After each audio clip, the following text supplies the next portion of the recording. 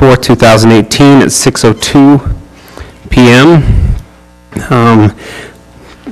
Present tonight as Councilman Podeska, Councilman Wilden, myself, Councilman Barch, and Councilman Porter.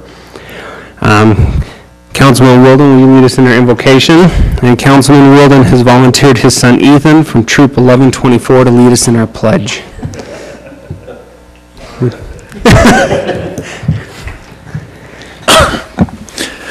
Our Father in heaven, we're grateful this day, and we're grateful to live in such a wonderful community and amongst great people. And we ask you to bless us this evening with thy Spirit, that we'll be able to make good decisions for the community and make those in accordance with thy will. And these things we say in the name of thy Son, Jesus Christ. Amen. Amen.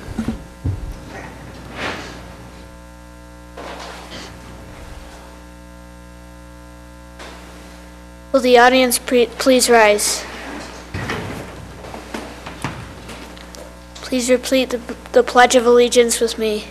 I pledge allegiance to the flag of the United States of America and to the republic for which it stands, one nation under God, indivisible, with liberty and justice for all. The audience may be seated.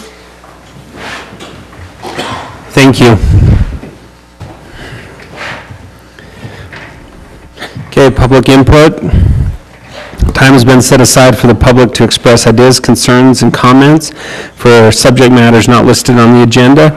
If you are here for the public hearings, the fiscal year 2018-2019 budget amendments, or the fiscal year 2019 final budget document, please hold your comments for the public hearings.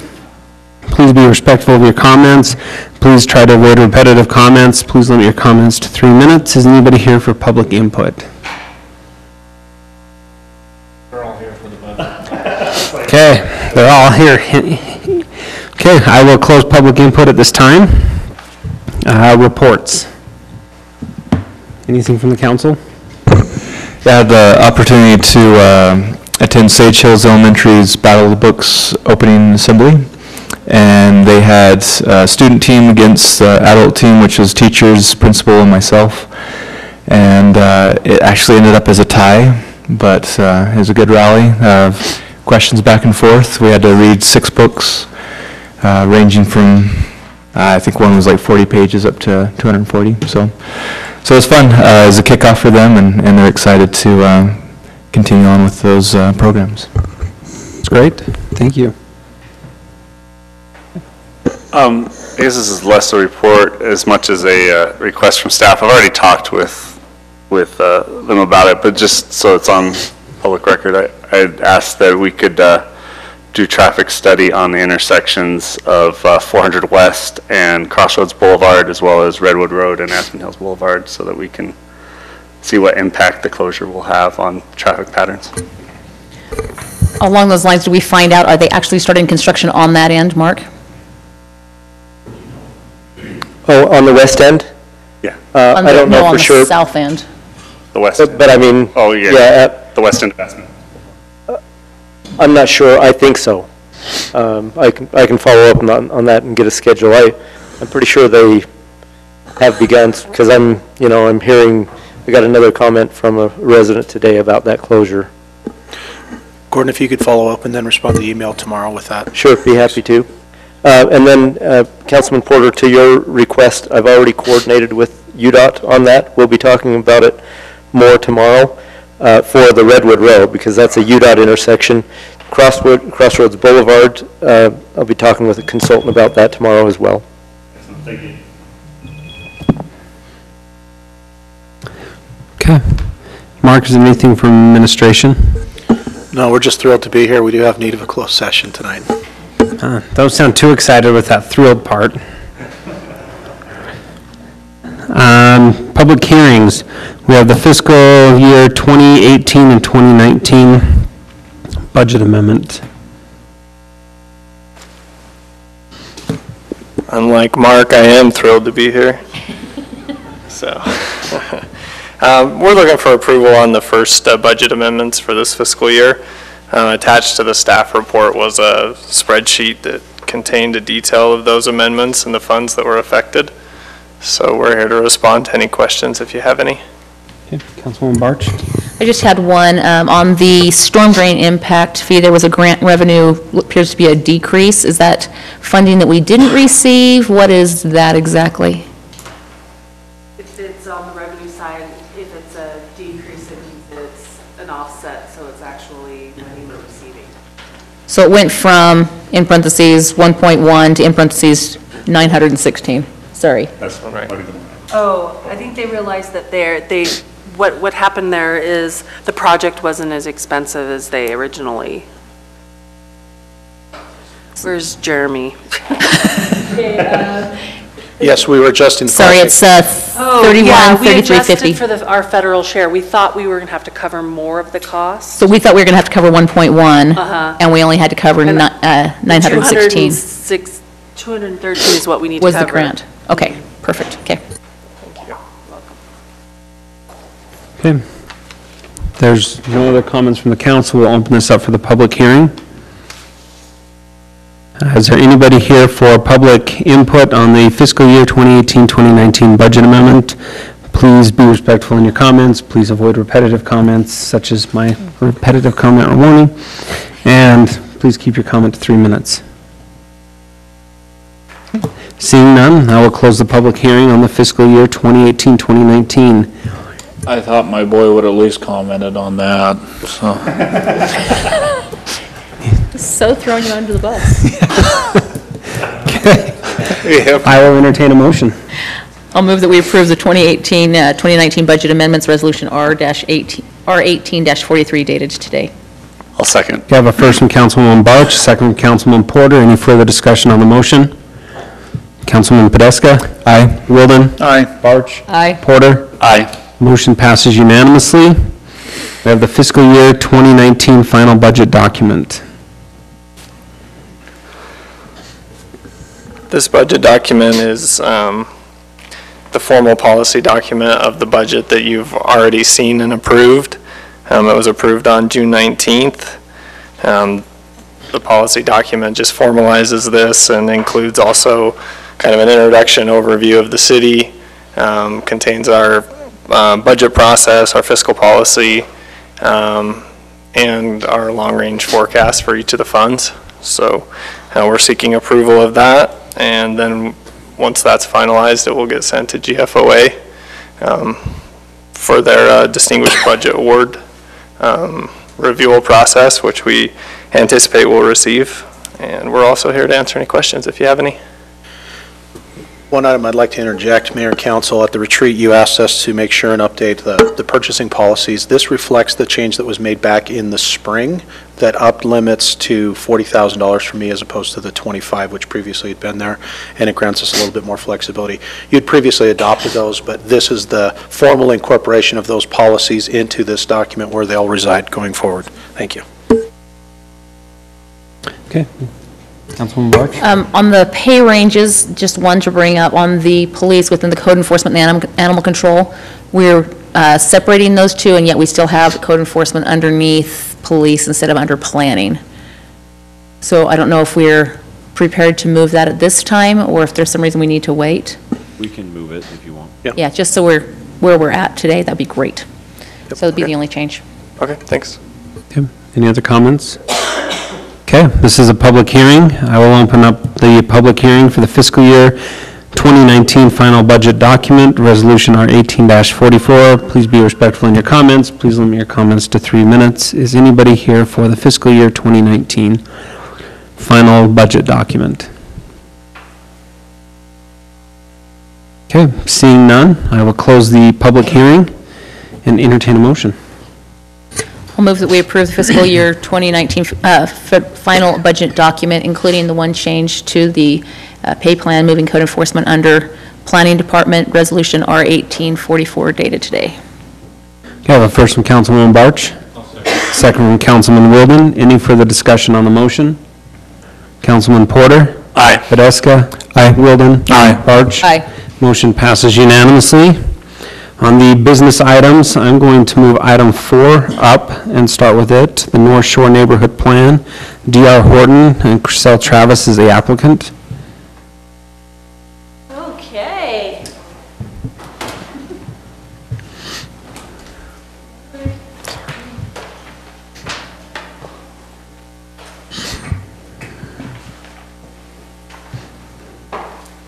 righty.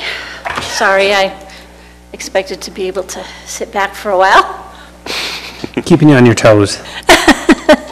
Okay.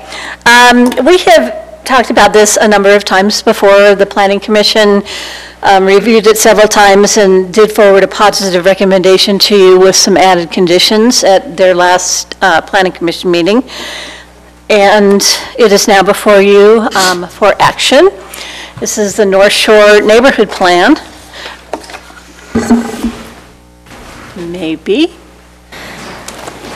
Maybe not.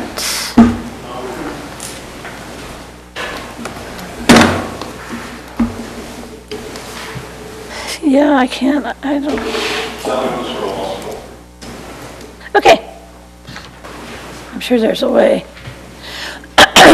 So this is the vicinity map. As you recall, it's in the north eastern part of the city.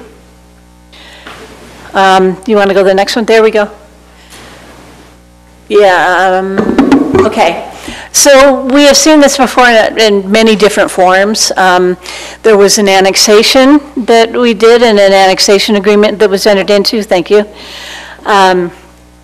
with property that it makes up a portion of the North Shore development, North Shore Neighborhood Plan. We created the MR zone, or the mixed residential zone, and that was the zone that was applied to the property at the time of annexation. Then there was a rezone that was required for the property that was already in the city limits, that was rezoned from agriculture to mixed residential. So all of the property now in the North Shore Neighborhood Plan is in the city limits, and it is zoned mixed residential. And there were several work sessions. I included as attachments a number of notes from those work sessions. So the neighborhood plan is kind of a new beast. As a part of this process, we've discovered some things we definitely need to tweak, and we'll be coming back to you fairly soon with some amendments to the MR zone, mostly to clarify things. We have some conflicting language, so you can expect that fairly soon.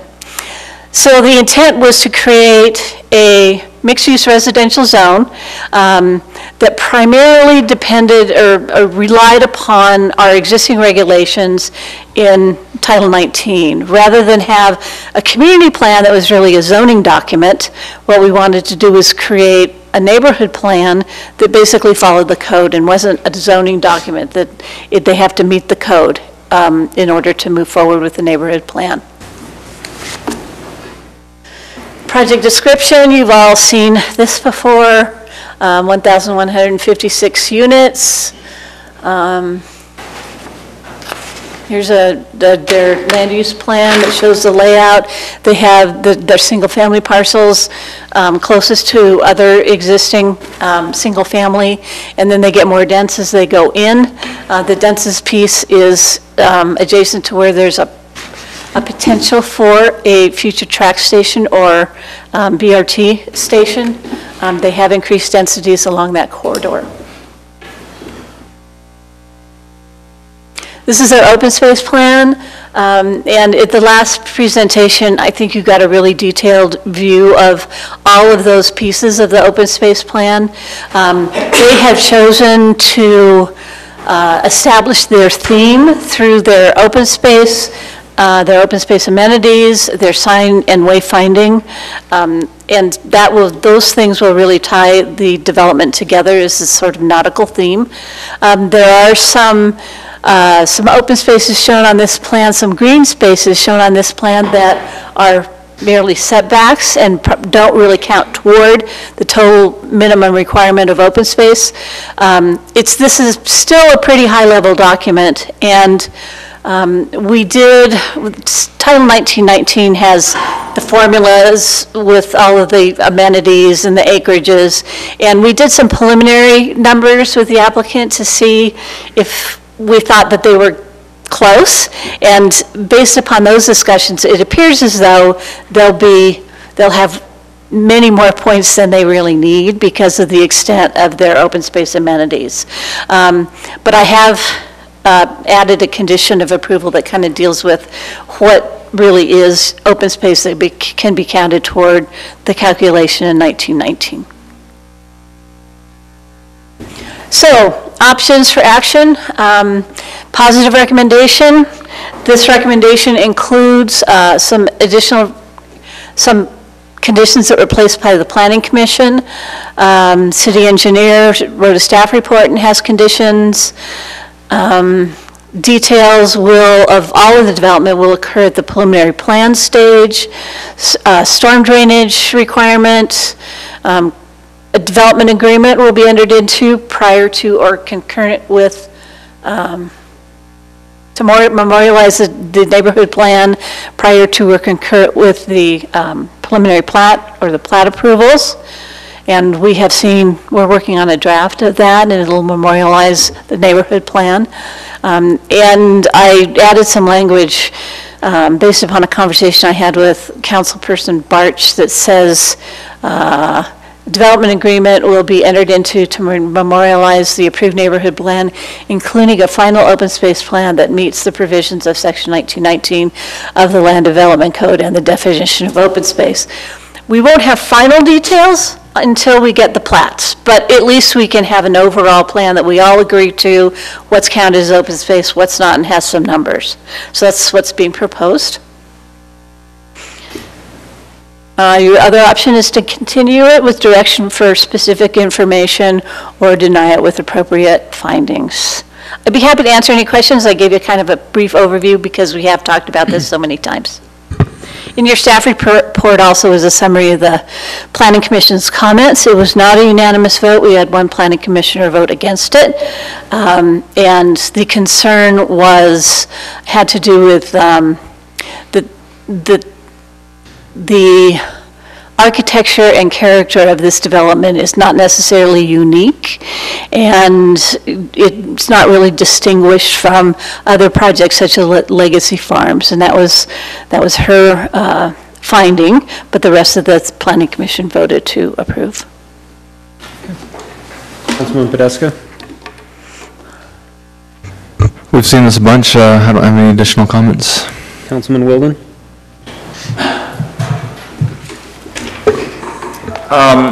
First of all, I appreciated seeing a whole lot of complies. There was a substantial amount of effort by the staff and others, and I wouldn't say a substantial amount of effort on my part, but I spent a long time in meetings discussing that zone, which feels like a lot of effort. But so I appreciate you coming. Maybe it feels more to Gordon, all those long meetings.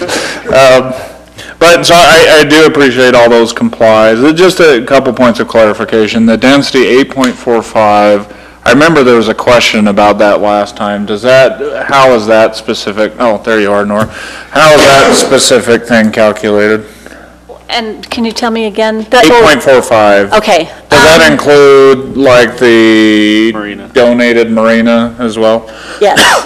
So that's the gross. And I know it's allowable, I just wanted to understand that. It's a gross unit per acre, including the marina. But the marina park is not included in the open space calculation. Oh, okay. And if you, just from my understanding, if you backed out the marina. 10.16. 10.16? Something like that. Okay. A little under 9. Little under 10. That's not what your, It's like 9. that's not what your thing actually says, but it says 10.1. Yeah.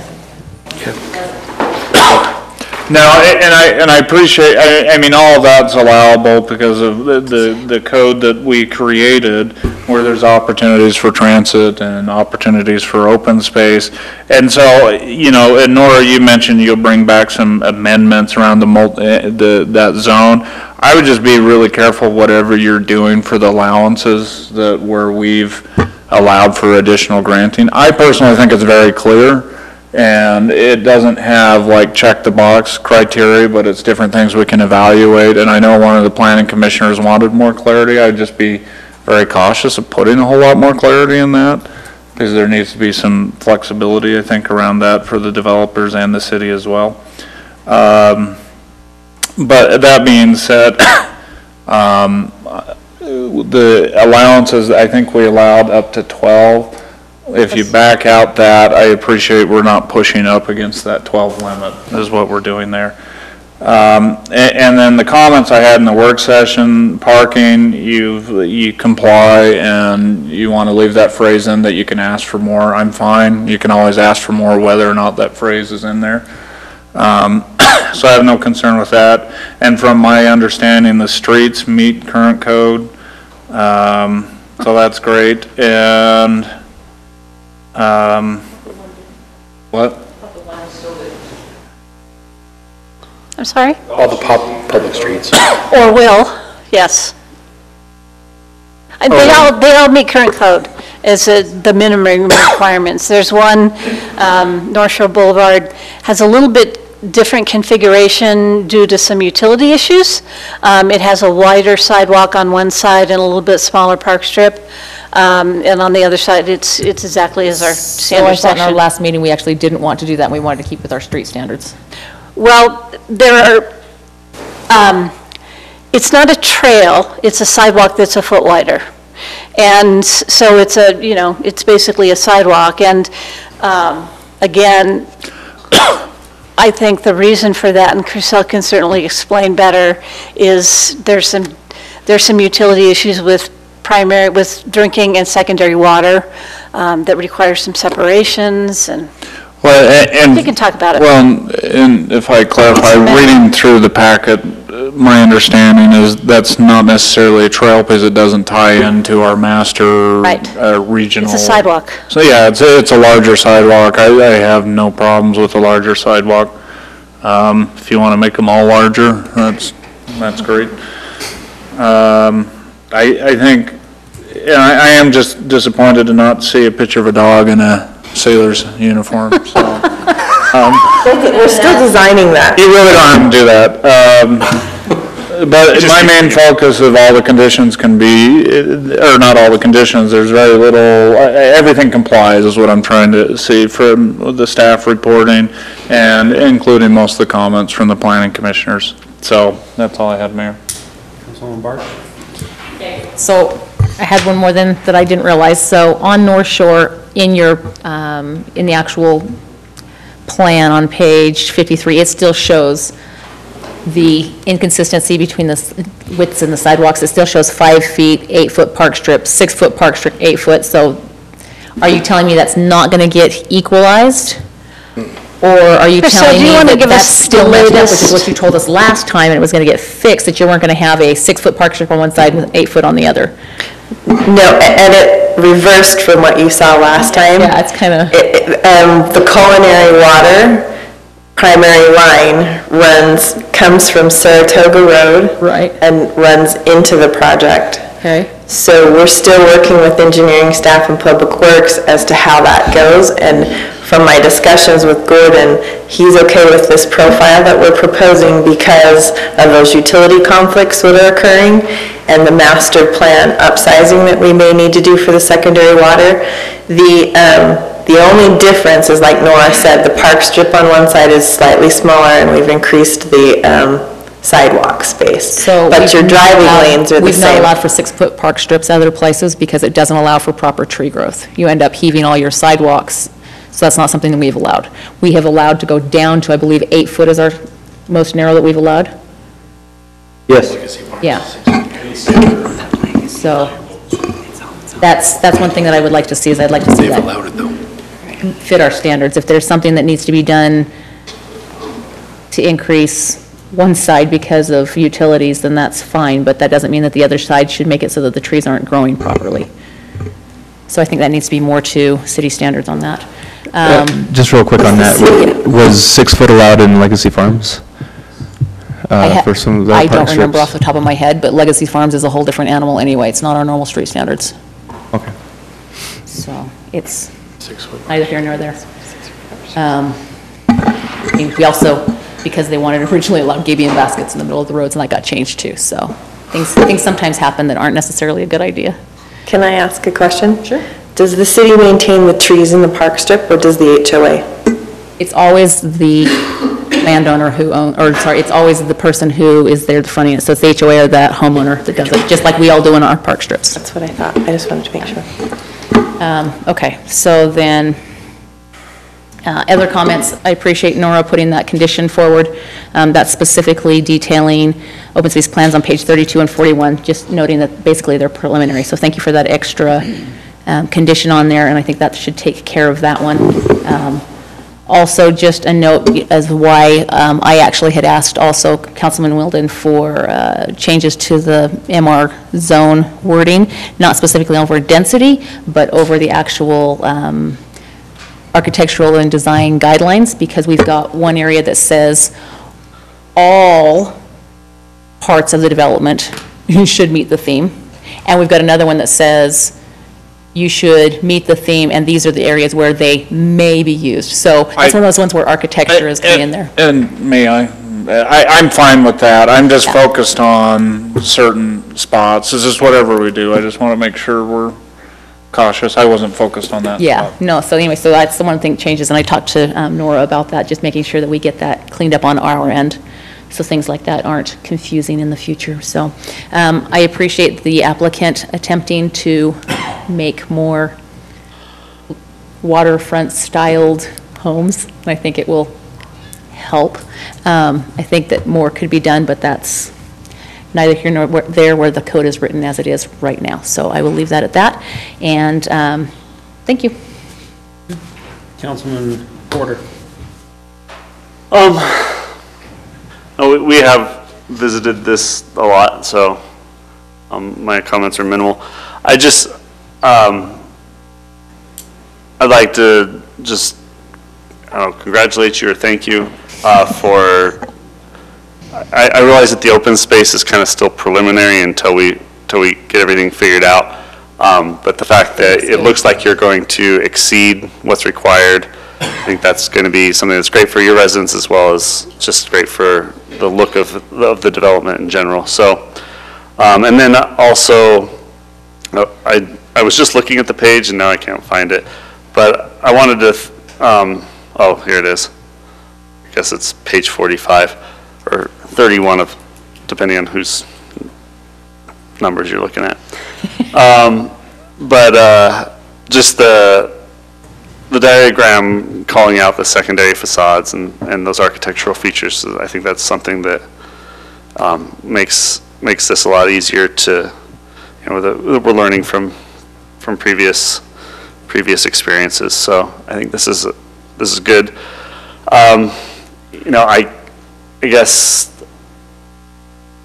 as far as the road cross section, I wasn't. I think we need to make sure that the pavement definitely is sticking to city standards, the pavement width, the drivable surface. I understand the concerns that Councilwoman Barch has about the trees heaving the sidewalks and stuff, but I mean, if engineering and public works are saying that's the way it needs to be done in order to accomplish something, then I understand. I only understand briefly what the issues are, but I guess that the pipes are on the wrong side of the road from where they generally are and stuff like that, and so we're having to deal with an issue that's kind of a one-off from anything we'd see anywhere else in the city. So I guess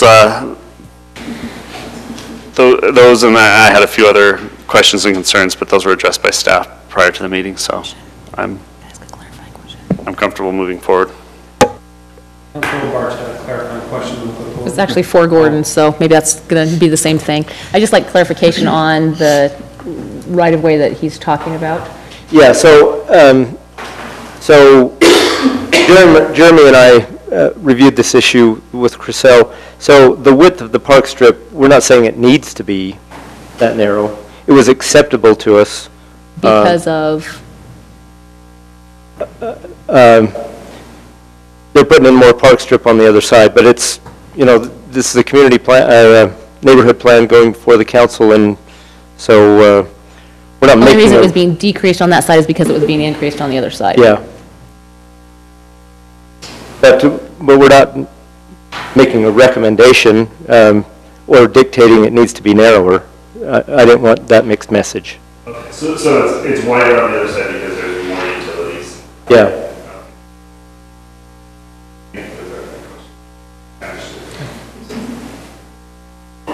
There's no other comments, I'll entertain a motion. I'll move that we approve North Shore Neighborhood Plan, D.R. Horton, Chriselle Travis applicant, 2300 West North Saratoga Road, with the additional condition that Nora, you already put it in, right? Did you? Yeah. Condition 5, have added, including the final open space plan that meets the provisions of section 1919 of the Land Development Code and the definition of open space. Also requiring the North Shore Boulevard to maintain city standards as much as absolutely possible. Okay, I have a first from Councilwoman Barch. I have a second. I'll second if I can ask questions as part of the additional dialogue. Perfect. I have a second from Councilman Wilden with further comment. I'm just, can you clarify your motion where, I know I just seconded it, and I then shouldn't ask for a clarification. I just realized what I did. If they need to increase the one side because of utilities, I have no problem with that. I do have a problem with decreasing just for decreasing's sake when we know that it causes problems to landscaping. See, and I guess the struggle I have with that is I feel like I completely agree with what you're saying, but on the same side, it's like we're taking more property because of utility lines. And if we're running it all down on one side, if we can make 6 work, I know it wouldn't work for all trees, but I think you could get a lot of vegetation in the 6. And don't take this as an argument, I'm just working through. Yeah. No. And originally I was thinking that, but the overall right-of-way is The same. 77 feet or whatever, or I don't know what the actual. 60 feet, but the 60. pavement sections are the same. Right, but I mean, the overall right-of-way is the same, and if we require them to to widen the other park strip, now we're taking a wider right-of-way than we've taken anywhere else in the city, so. And so my clarifying question is, to what Councilwoman Barch proposed, how would that not be met? If, by how you phrased it, wouldn't that still be met, being the 6 foot and the 8? So because there wouldn't be a necessary reason for them to decrease the one park strip to 6 feet, it would need to be the normal 8, But that would make their overall wider. okay. But again, that's one of those things where the utilities being in the wrong place, they could shift the road, they could do other things. It's not, I don't know exactly what's up with the utilities, that's not, my thing, that's engineering's thing. But I don't see why they would get to have something special that others wouldn't when they have utility issues as well. And if that's the case, anyway, it just doesn't make sense to me to allow them to do something that we wouldn't have allowed others to do. Can I add a clarification? Just, Yeah. so on the one side, it's 8-foot sidewalk instead of a 5, and so that's the compensation that we were considering. So the sidewalk being larger, not necessarily. Not the park strip. That's the clarification I'm making. You could just amend your motion very easily to just say the 6-foot park strip is allowable where on the opposite side of the street, the utility easement is wider, or the sidewalk is wider. So why do you need an 8-foot sidewalk then? Is that where the utilities are going, is in that 8-foot sidewalk? I thought they were going in the 8-foot park strip on the other side. There's water and secondary water on one side of the road with the 8-foot park strip so that the city can maintain it and it's within the same space that's on your public street right-of-ways. The other side of the road is going to be a 1,000,000-amp electrical service, and so it needs a 20-foot easement, and so a portion of that will be under the sidewalk, just barely a couple of feet, to help with the equipment placement and the meandering of the sidewalk. And that line goes behind the sidewalk on that side. Right. So why can't you just decrease the 8 foot of sidewalk, make the sidewalk smaller, make the park strip bigger? We're trying to make it a little bit more walkable.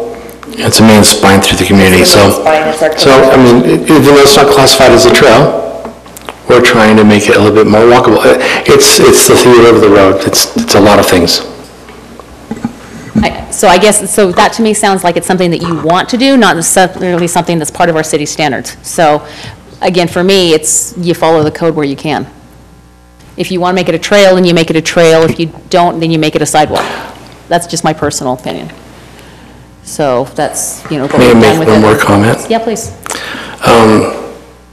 You know, we could rob a foot or two from the sidewalk and make it a narrower sidewalk, but in my opinion, as a landscape architect, who knows quite a bit about plant material, 6-foot park strip's adequate for most cultivars. There are very few that are going to buckle the sidewalk beyond 6 feet, in my professional opinion, so. And I guess from my standpoint now, I mean, if we're compensating it on another side and it's a benefit to the community, or at least the neighborhood or whatever, not necessarily the community as a whole, because it's not part of the regional thing, and engineering's okay with the park strip, and we're still maintaining overall, including sidewalks, I guess I'm okay with it at that point. So, sorry about this very long clarifying comment. Do we still have a second? Well, we still have a second, now you just take a vote whether it goes up or down. Okay, we'll do a vote. Councilman Wilden? Nay. Badesca? Nay. Porter?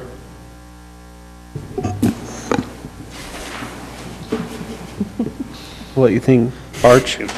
Aye. Make him vote. Nay. See the mayor. Okay. Oh, what did he Motion vote? fails 3-1. I will entertain an additional motion. I'll move that we approve business item 4, including the additional condition listed on the screen, condition number 5, and all staff findings. Did I cover everything? That was out of order. Okay, I have a first from Councilman Wilden, second from Councilman Porter. Any further discussion on the motion? Badesca? Aye. Wilden? Aye. Barch? Nay. Porter? Aye. Motion passes 3-1. Okay. Well, the reason why I did that is because I wasn't, I needed to talk through it. I think it was worthy of continuing to have the conversation. If I would have just said no, then the conversation would have been over. No, I understand why. I know that was bad form. Can you explain your motion that I just seconded? Okay, we'll move to business item 1.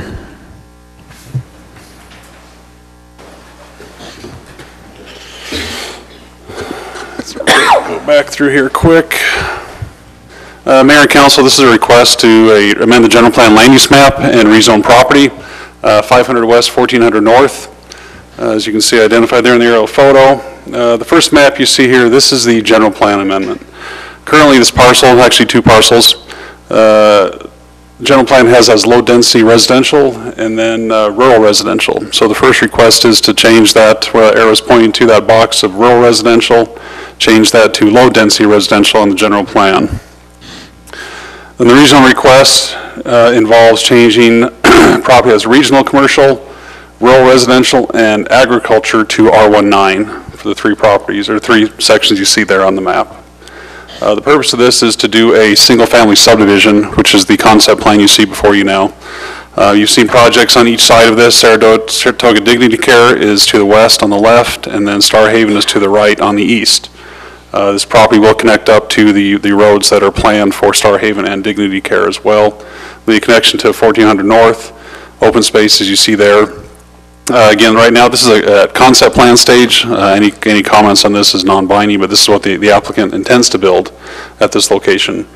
He would like the R19 zone, which then will require 9,000 square foot lots, 10% bigger on the corners for that designation. Open space you see there. There will be some property which currently in the lower right-hand corner you see there is UDOT. That is to come to the city at some point in the near future. Jeremy Lappin, the Public Works Director, is working on that. Don't have a date there yet, but that's the intent, that there's a discussion with UDOT that will then come to the city. The applicant will maintain that open space, will receive then partial credit for that as well. We'll maintain the open space along 1400 North. There's also a trail connection to the north as well. The owner will maintain. And so right now they're proposed to have 63 lots. The connections we talked about, the open space is there, the UDOT property. Right now, the details of open space are not there, and the subdivision could be tweaked as the subdivision plat comes in. But as far as square footage goes, there's enough square footage amenities we'll deal with later. There will need to be a development agreement, and there's some items here which we like to include in that development agreement. If we need to discuss any of those, we can discuss that, and hopefully that the council will give us the direction to then amend that development agreement as needed, so it doesn't have to come back to you. Then we'll just have the mayor then go ahead and sign that. The Planning Commission recommends approval for this with the findings and conditions you see in the staff report. Okay. Councilwoman Barch? So I had just one basic question. I have no problem with the zone change on this. I think it's going to fit in better with the surrounding projects that have recently been approved. My biggest question is on the detention basin toward the bottom, so this will be somewhat for you and also somewhat for Gordon. On these detention basins, there's been a staff recommendation that they are strongly encouraged to work together to combine those two detention basins. We mentioned also, well, I mentioned also during the Dignity Care plan that they also possibly talk to them and work having one, so that there didn't necessarily have to be one in the one lot that they were going to have. That being said, quick clarification, so that parcel that we're going to be getting from UDOT, the city's going to own that? It will go to the city, yes. Okay, so especially now that I know we're going to own that and have to maintain that.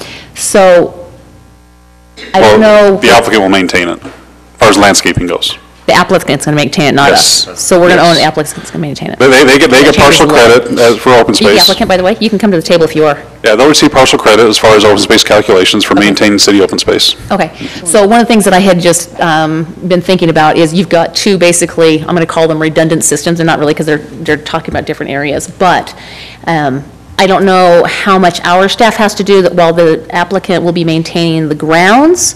I know that our staff still has to come in and actually maintain the actual storm drain system. And that's additional cost if we have additional parts and pieces and things like that that they have to take care of. Whereas if we combine them, obviously it's going to be less maintenance. I don't know what that maintenance level is. I don't know how often they're in those facilities. But one of the things I was thinking, and I don't know where staff would be on this and where the rest of the council would be on this, is if we can get all three detention basins combined especially. I'm not quite sure how big that green space is, but it might then fall to the level of being considered small, be it, but a regional park with a regional facility. If not, just maintenance-wise, I would still prefer to see them combined, but that's just me personally on that part. So I'm not sure where our code is as far as requiring it versus just asking for it and things like that, so. Yeah, I mean, we can certainly ask them to do that. It would take some coordination. Long-term, you're going to have, conflicting HOAs at that point. I could see arguments of, well, I maintained it last week, you've got to mow this week. Just an example, in my neighborhood, I saw two houses were built side by side, but they had a common driveway. And I drove by and told my wife, if I lived there, I would not choose to live there just for the maintenance of the driveway itself. Right. Luckily, they actually then put a fence down the middle of the driveway for the most part, which I think will solve some of that, but I think you do run into issues of, whose turn is to maintain or who's going to pay who to do it. Yeah. I get that. I think it'd be great to have them combined, but I don't think we can require that of them. Certainly encourage them to work together. We're actually taking a look at that with Star Haven. There's some grade changes there that might not make it work because of berming and stuff, but we're in contact with Ken and his engineer to see if we can combine it and work out the details. But from an engineering standpoint, it probably works, but from a logistics standpoint, it might be tough. So we'll vet it out and see if we can do it, and if we can, we will. If we can't. Dave, do we know the total open space between the two green areas and detention basins? And Dignity, or excuse me, at Star Haven, and he's providing a total of just over what I have here, 2.49. I don't recall what Star Haven Probably wouldn't exceed the 5 was. acres we usually require. Yeah. Okay. I don't think it'd get to the Okay, 5. well, if you can work with them, I think that would be great to do, and if the, Looks like the works thought out. is there to do it, but like you said, there may be some grade issues at that point. okay, so that's really all I had for them. Thanks. this falls very well in line with the general plan. I know in the past it's hard to give up some commercial, but it's interesting some of these commercial pieces ended up backing up right against homes or other things like that. And so I think here it makes sense and it aligns with what we already did in the general plan of what the council overall wants to see. So, Commercial at one time, at least maybe a portion of that, this regional commercial now probably made sense before the whole road realignment, but since that's now been realigned, obviously that's not a commercial location anymore. It'd be good to actually rezone that. Well, and at least from the variety of Aspen Hills residents that I know, they're happy to see this type of thing versus whatever goes with regional commercial in their backyard, so. I recommend that little corner that's owned by UDOT, once the city obtains ownership of that, I recommend that we deed that to the developer, but retain a road and utility easement over it, so we have basically the same rights that in the future, just, we don't want to actually own that property if it's being maintained by someone else. I fully support that. I forgot to ask why we would ever want that. Well, just the process of ownership now, UDOT, coming to us from UDOT, certainly we can pass that off to the developer and their HOA to maintain, and great. Oh, is that the issue is, well, Councilman Porter said? I believe UDOT can't actually give it to them. They have to give it to No, it has to go through the city. Yeah. Okay, that makes sense, because I'm like, why are we chasing after that?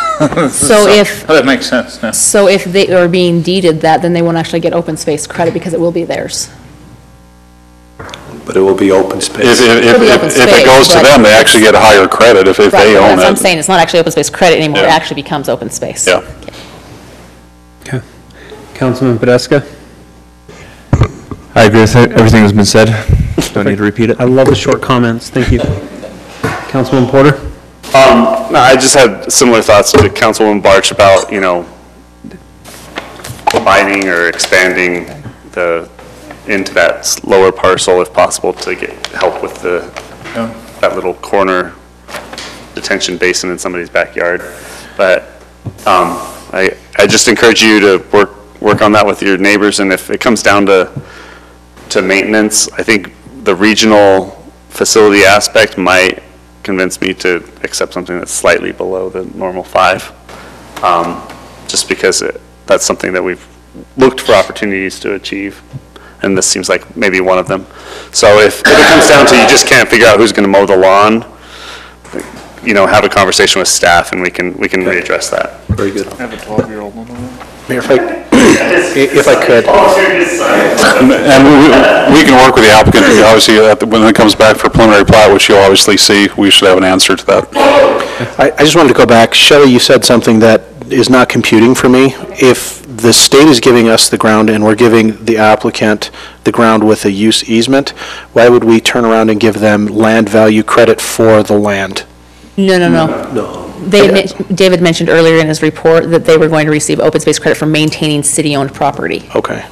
But if we're not going to do that, then obviously they wouldn't get the... We were talking about giving them that land since they're maintaining. Correct, but we wouldn't give them the land value as part of their open space credit. I just wanted to make sure I was on the same page as you, because that went pretty quick, and I'm like, wait, that doesn't compute. Okay.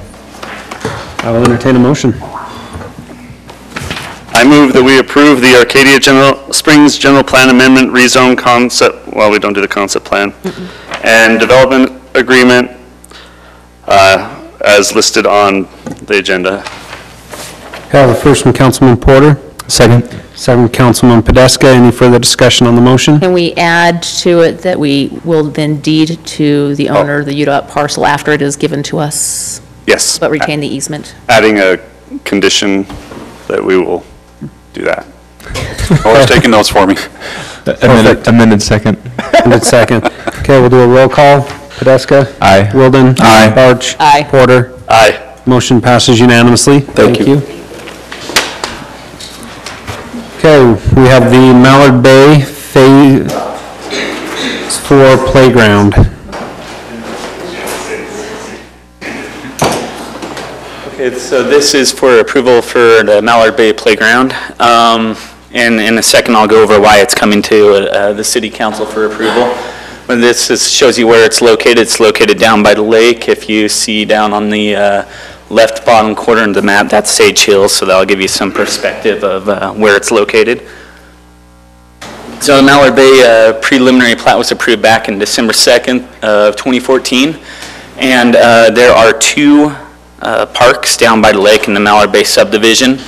And so during the preliminary review, the applicant proposed a small tot lot in the northeast park.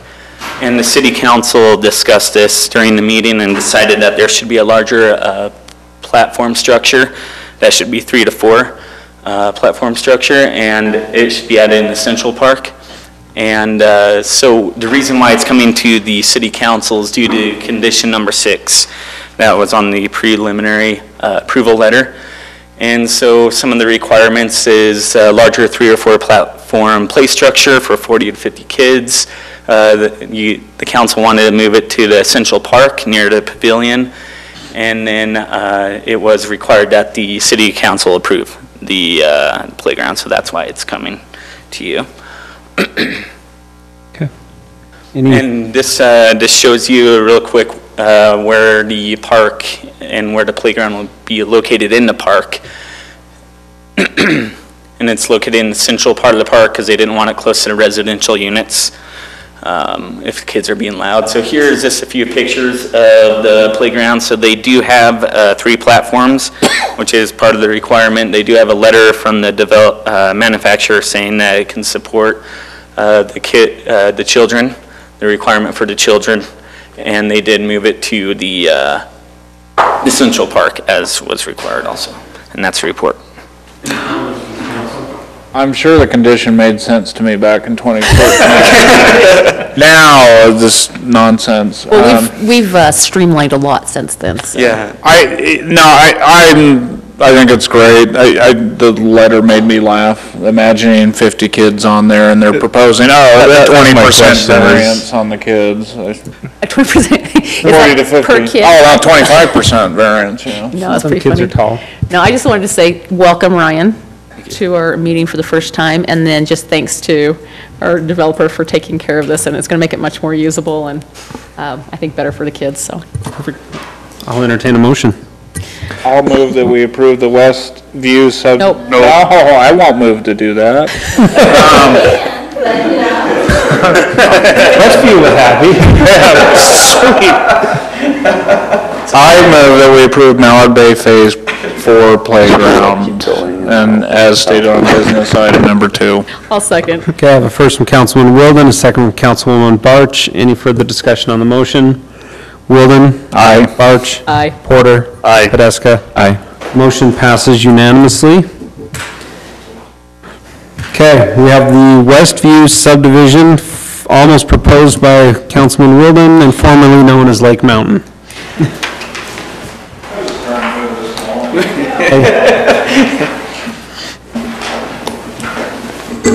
Okay, this is a project that the council have seen pieces of before a number of times. It's the Westview subdivision, and this is a vicinity map that's up on the screen right now. It's pretty far south in the city, on the west side of the city, at least down in that location. So the entire project is quite large. This first phase, this first plat, covers the first 3 phases. And the way that the plat was drawn was directly related to pressure zones. And these are the parcels that can be served by our current pressure zones in that location. Some additional infrastructure will have to be installed before the 3rd pressure zone and the rest of the lots can move forward. So that's why it's the shape it is.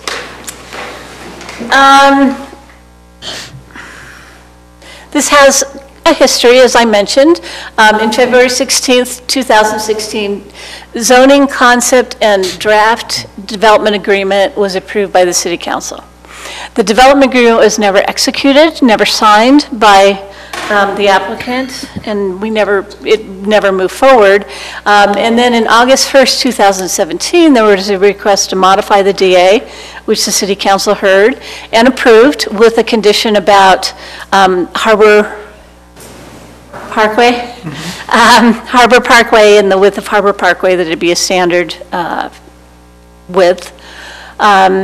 So the city council approved that modification. Some of that was based upon changes in plans to the road alignment. And the attachments to that agreement showed a slightly different road alignment than the first one. And then there was another change in the road alignment for Foothill Boulevard. So the city council amended the DA, First Amendment of the DA, with the new foothill alignment because it no longer falls on their property, so they don't have to donate the right-of-way or commit to any improvements. So the preliminary plat was originally filed on July 6, 2016, and then resubmitted in October 2017.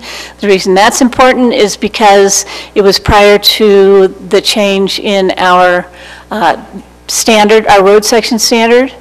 So this first phase is 56-foot right-of-way rather than the 59-foot right-of-way because the preliminary plat application was on file.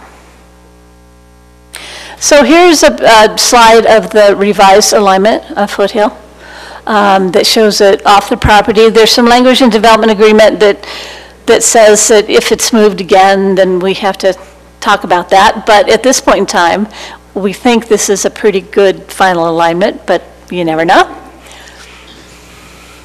It doesn't affect this portion of the project anyway, so we don't have to worry about a possible conflict with the lots that are getting platted. 106 lots on 46.11 acres in 3 phases.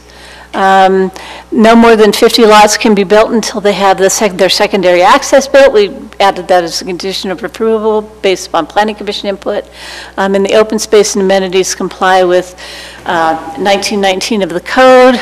They're basically 3 open space parcels that are detention basins. Well, 2 of them are detention ponds that are also usable recreation space.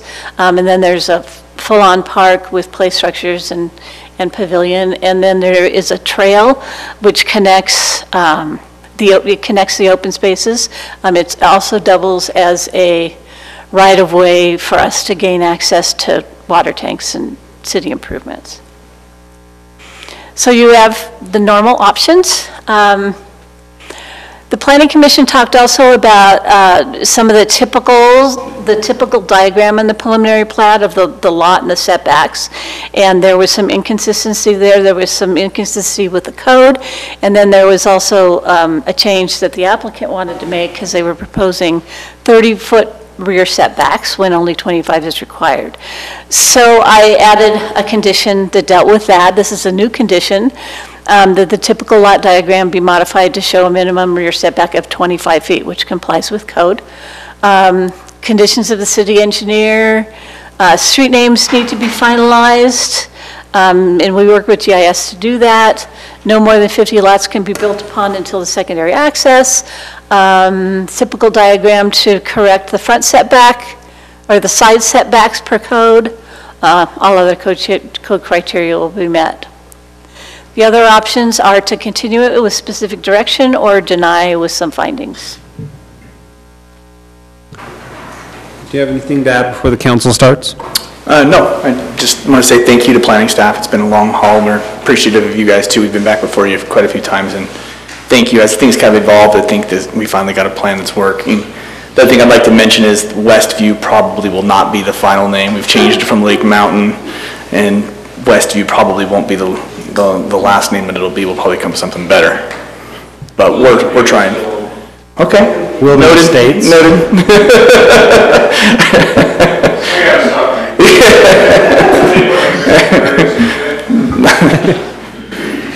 Well, since you're anxious to have it named after you, want to go first? Sure. You know, there's a lot of complies, that's great, and I am supportive of the condition from the planning commission about limiting it to 50 until you have a secondary access. Yeah. We've, it was a hot topic a little bit a while ago, and we've kind of stuck to that for the last couple of years, and or maybe longer. We just need to continue forward with that, so that was a good recommendation from the planning commission. So that's all I had. Okay. Councilman Podeska? Yeah, I just had one item. So on page 44 of the packet, but it's going over the northern lots, the slope and grading. So I know it's not final grading. I've already met offline with staff on this, but I just want to bring it to attention there. Thank you. As far as engineering, because this is going to take place after building permit and final grading, but each of those lots will need to retain its own water on the lot. And the reason for saying that is that it has such a steep slope to those existing homes on Karakara in the neighboring development, Hawks Landing. And we want to mitigate any sort of draining into their backyards. Oh, yeah. Because they already have, that portion of Karakara, they already have retaining walls about 2 feet or so. And so then their land, this land here is going to be above grade of that. Instead of actually retaining it all on site, is there a way that we can make it so that it drains to the front and gets out across the sidewalk and goes out that way, just to make sure that it doesn't drain onto their property rather than actually keep it on their? Well, it looks like it slopes down and away from your cul-de-sacs. So it's those 2 cul-de-sacs that are on the very far north? Yeah. And so it goes that direction? Yeah, it drains north. Okay. And so that would be draining right into their backyards. And so that's where we just want to, of course, work with engineering, but I just wanted to bring that up so that. Absolutely, yeah, we don't want to drain into somebody else's. Because we know you have SWIP during construction, but as far as like when it's. We can put a note or whatever we need to do to make sure that those lots, when they get to the eventual builder, don't drain onto the neighbor's yard. Yeah. Having been the beneficiary of a swimming pool from neighboring runoff, I appreciate it. Inadvertent. Yes. Yet temporary. Full basement and full food water. And so, but yeah, I just saw that as a problem area. Understood. Thank you. That's all. Okay. Councilwoman Barch? So one that's kind of a question, and it's, I realize this is some preliminary engineering, but with your overland flood route that comes out of that north cul-de-sac off of Ada Street, I believe it is. So obviously this is preliminary because floodwaters don't make 90-degree corners really well, and this is an open channel. So if you look at sheet C07.2 and C07.1. Here, Gordon can help you. He knows right what I'm talking about. Talking about that 90-degree turn.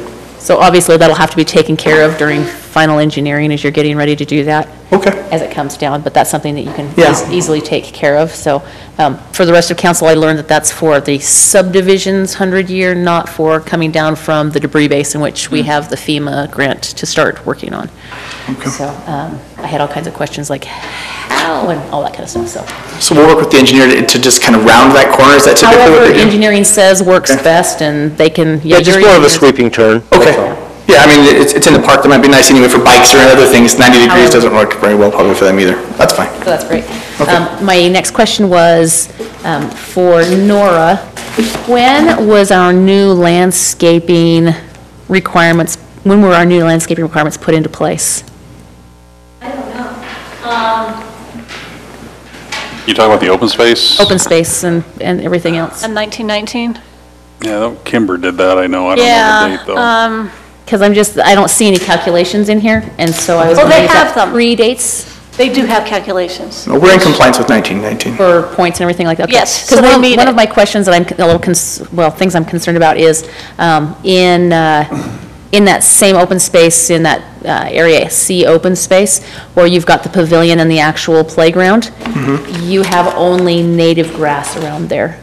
And while I can see, because that does drop off on the pavilion, perhaps you can walk out and then have us drop off and you can be looking out over possibly and make it work okay. Having only native grass around a playground is not very fun for kids nor the moms chasing them around. Yeah, I understand what you mean. So I would love to see some manicured grass around, at least around the playground, possibly around the Let me get back to that landscape. pavilion as well. No, please, that's great. I think that's a good catch, because it's open space with a playground, native grass in Saratoga Springs. Thank you. In Saratoga Springs it's weeds.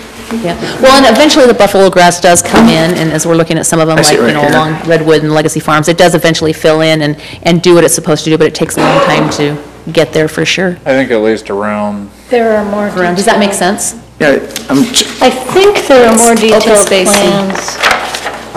We're looking at L1. Yeah. that's what I'm looking at too. And kind of the circle there that says a 32-foot diameter playground.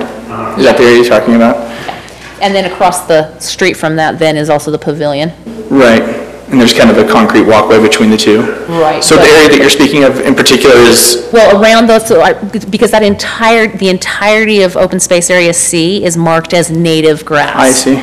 So if we could get some of that to be. Unless you're native Kentucky. We're not in Kentucky.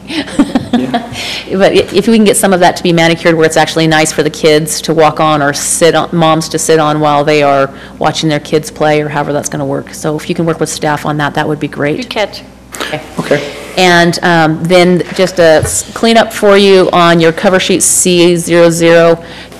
This is technically outside of the specified phases, but as you go along Harrier, you've got a couple of street connections missing, I believe on Day Street, just north of Day Street, and then also on Beta Street where it crosses Harrier. I assume it's just a miss, but obviously we'll make sure that connectivity goes through eventually. You'll see where there are just blocks of Harrier Drive missing. And Beacon, let me see. She's looking on the cover sheet here. Probably on just back on the actual cover itself. Yeah, right in here. See, there's a gap right there. Oh, yeah. I see what you're saying. Yeah, I think a gap somewhere else. there's one down on Beta Street, and then there's one coming off of Beta. I think on that might have Day. just been a layer on CAD or something like that. Sure, So I'll make sure that we exactly get what it is, that. but Yeah, for sure. Just That's making supposed sure to. that gets put in when we get to those, especially when we get to Absolutely. those plats and those phases. Yeah, Great. no, those are definitely lots Yep. on when I've seen it before. Yep, and that's all I've got. I had a question on the connectivity, but that got addressed too, so we're good there. Perfect. Councilman Porter? No, I'd agree that especially if there's some flat area around those two. Yeah, no, it makes sense. That it makes I a get lot more sense to have something nice for them to play on and sit on. And then there was one other thing, but I'll talk about grass. So, I'm not going to touch that.